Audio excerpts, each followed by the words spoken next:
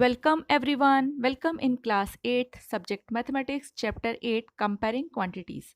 Today's question is the difference between compound interest and simple interest on a sum of rupees 15,000 for 2 years is rupees 96. What is the rate of interest per annum? This question is going to be solved by my dear student Miss Shreya Singh. So let's learn. Hello everyone, I am Shreya Singh of class 8 and today I am going to solve a question based on the concept of compound interest and simple interest. So the question here says the difference between compound interest and simple interest on a sum of rupees 15,000 for 2 years is rupees 96. What is the rate of interest per annum? So here a condition is given that if the difference between compound interest and simple interest on a sum of rupees 15,000 for 2 years is rupees 96, then what is the rate? So the principal, it is given the principal is rupees 15,000. Time is given of 2 years and the difference between compound interest and simple interest, it is given rupees 96. We have to find what is the rate. So first of all, I will find the compound interest. Second, I will find the simple interest, and then we have to subtract the simple interest from the compound interest to get rupees 96. Then we will find the value of rate. What is the rate percent? So compound interest, we know compound interest formula is P into 1 plus R upon 100 raised to the power n minus p, because it is the amount and I have to subtract principal from it. It will be equal to principal is rupees 15,000 into 1 plus r is not given upon 100 raised to the power n. N is 2 years minus p, which is 15,000. So it is my compound interest.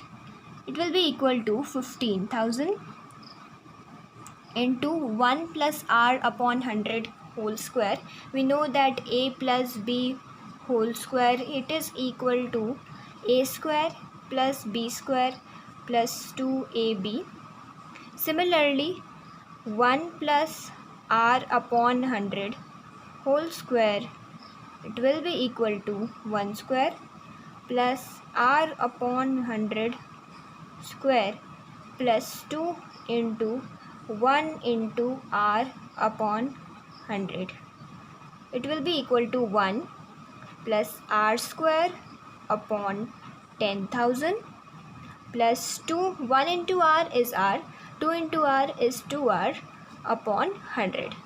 So here this we will write here 1 plus r upon 100 whole square is equal to 1 plus r square upon 100 square, which is 10,000 plus 2r upon 100 minus 15,000. Now simple interest. We have found the compound interest. Now simple interest. Simple interest formula we can directly find it. P into R into T upon 100, which is principal into rate into time upon 100. It is equal to 15,000 into rate, which is not given, into time, which is given 2 upon 100. It will be 15,000 into rate into 2. Rate R into 2 is 2R. So 15,000 into 2R upon 100. We have to subtract the simple interest from this compound interest. So let's subtract it. The compound interest is 15,000 into 1 plus r square upon 10,000 plus 2r upon 100 minus 15,000 minus, we have to subtract simple interest, which is 15,000 upon 100 into 2r. So we will take 15,000 as common. As we can see, it is mentioned 3 times, so we will take it as common. It will be more easier.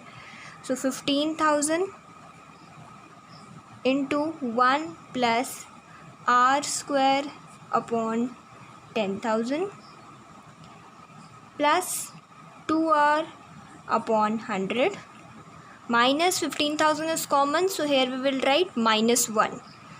Minus 15,000 will not be mentioned, it is common, we will write simply in 2r upon 100.